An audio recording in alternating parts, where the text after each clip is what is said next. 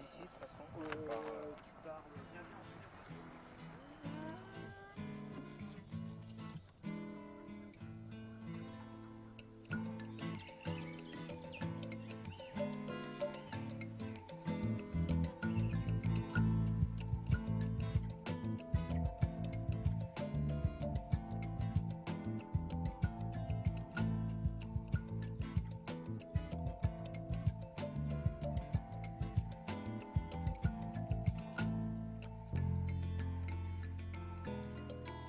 Le départ me rappelle depuis le sommet du Brento. C'était une expérience hyper intéressante parce que je pense que si j'avais été seul, j'aurais pas forcément essayé à ce moment-là. Brouillez-vous parce que là, j'ai carrément pas de prise. Bon bah, là, c'est parti pour le pétage de gueule parce que j'arrête pas de tourner. 3, 2, 1, stop. Le fait de partir d'une corde en montagne, c'est quelque chose qui exclut, quoi. C'est la dernière chose qui peut arriver.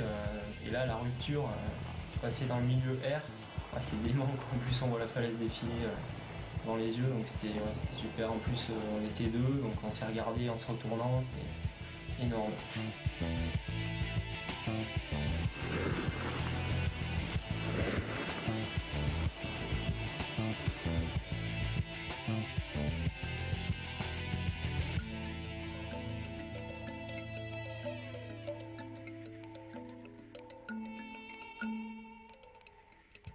L'activité base jump, c'est une petite activité, c'est vraiment pas une discipline qui se pratique pour l'instant encore, on va dire, sur une grosse échelle.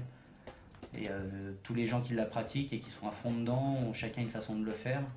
Et c'est intéressant de partager déjà des endroits où ils le font, déjà ce que tu échanges plein d'informations.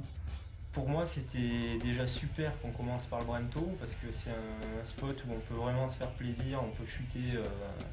C'est un des spots les plus, enfin, c'est le spot le plus haut en fait en Europe du Sud, on va dire. Et donc c'était vraiment du base jump à 100% où on a pu faire des sauts à plusieurs, on a pu tester de nouvelles choses, notamment des largages depuis une corde ou des choses comme ça. On essaye de rester tous en file indienne. Et puis après, en dérive, on essaye de rester un peu groupé. Ouais. Un petit peu, puis après, bah. On garde l'axe, il regarde quoi. Ouais, on garde un peu l'axe, puis après, au fur et à mesure, bah, on s'écarte. Ouais. Ça va?